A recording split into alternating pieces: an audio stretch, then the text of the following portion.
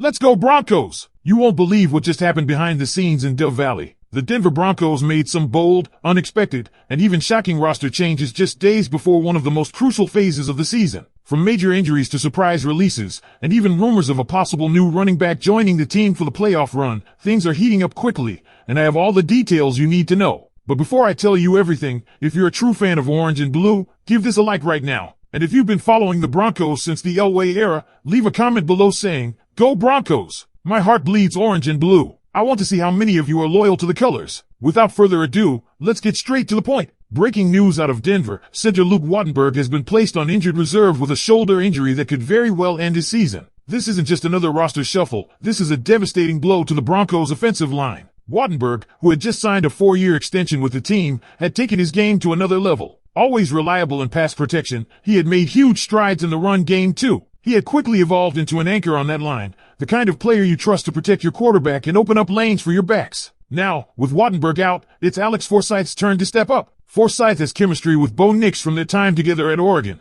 and he has some starting experience under his belt. But let's not sugarcoat it, there's likely to be a drop-off in protection. While the coaching staff reportedly believes Forsyth is a starting caliber player, you can see on tape that the level just isn't quite the same as Watenberg's. That's not a knock on Forsyth, it's just a testament to how good Watenberg had become. And remember, going on IR means Watenberg must miss at least 4 games. If Denver clinches the top seed in a first-round bye, the earliest we might see him again is the Super Bowl. That's how serious this injury is. To fill Watenberg's spot, the Broncos made some full-time signings. Veteran tight end Marcedes Lewis and offensive lineman Calvin Throckmorton have officially joined the active roster. These are not just temporary call-ups, these are permanent additions, signaling that Denver is locking in reinforcements for a serious playoff push. But there's more. In a surprising twist, running back Cody Schrader has been waived. Yes, the same Cody Schrader the Broncos were so excited about just days ago. Sean Payton had made it clear they'd been trying to get him through waivers for some time, and finally did, only to release him again to make room for these new additions. It's a puzzling move, especially considering the Broncos' running back room has some serious depth concerns. R.J. Harvey has shown flashes,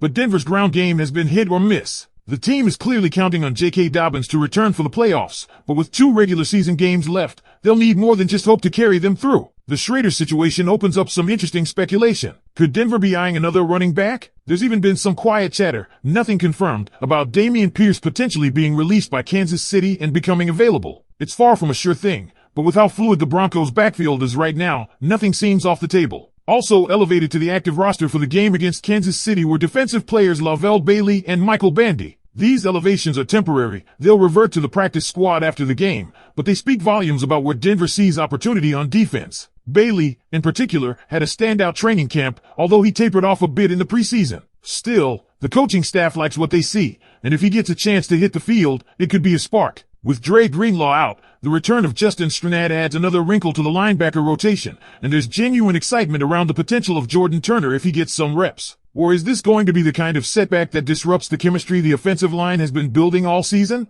That's the million-dollar question right now in Broncos country. Because here's the truth, when you lose a guy like Watenberg, you're not just losing talent, you're losing leadership, communication, the trust that comes from dozens of reps in games with the same unit. Offensive line cohesion doesn't just develop overnight. Forsyth may know the playbook and have prior chemistry with Bo Nix, but that's different from being in sync with the entire line under the pressure of a playoff push. The timing, the handoffs and protection, the quick reactions to exotic blitzes, all of that could be tested in the coming weeks, especially as Denver gears up for a likely top seed showdown in the postseason. And don't forget who's waiting down the road. If Denver makes it through the Chargers and finishes the regular season strong, the path ahead could include facing elite pass rushers from teams like Baltimore or Kansas City again. Will Forsyth be ready for that level of competition? Or will Sean Payton have to scheme around potential weaknesses at the center position? These are the kinds of questions the coaching staff is surely asking right now behind closed doors. As for the running back situation, let's just say the mystery deepens. Releasing Cody Schrader was a head-scratcher, especially after Sean Payton had gone out of his way to say how excited he was to bring him in. Schrader isn't just any back, he's a guy who plays with heart, balance, and vision.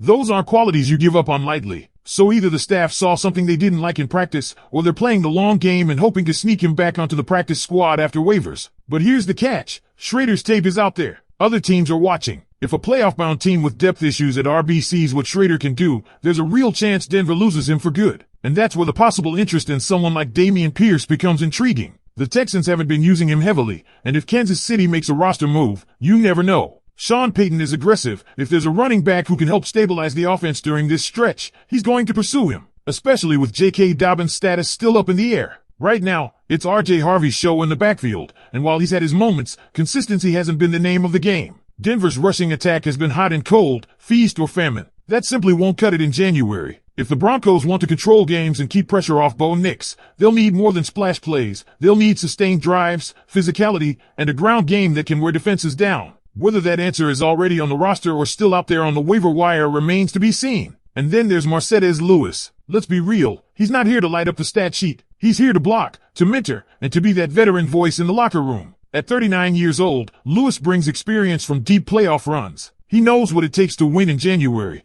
and his presence could be critical, especially with the younger tight ends in the room. Calvin Throckmorton is another depth signing that might not grab headlines but could become incredibly important if injuries continue to pile up. This is exactly the kind of depth you need to have in place if you want to survive a playoff grind. The fact that the Broncos are making these kinds of additions now tells you everything you need to know. They aren't hoping to sneak into the playoffs, they're preparing to make noise when they get there. The moves aren't just reactive, they're strategic, and Sean Payton has one eye clearly fixed on February football. And if you're still with me, Broncos fans, let's go even deeper, because the implications of these moves stretch far beyond just this week's game. Let's talk about why losing Luke Watenberg might also impact Bo Nix more than some realize. Bo has shown incredible poise for a rookie, and that connection he developed with Watenberg wasn't just about snapping the ball cleanly. Watenberg was a vocal leader in identifying protections, recognizing blitzes, and adjusting the blocking schemes pre-snap. That kind of mental chemistry is hard to replicate mid-season. Forsyth may have shared a college huddle with Bo, but the NFL is a different battlefield. Defensive coordinators are going to throw complex looks, simulated pressures,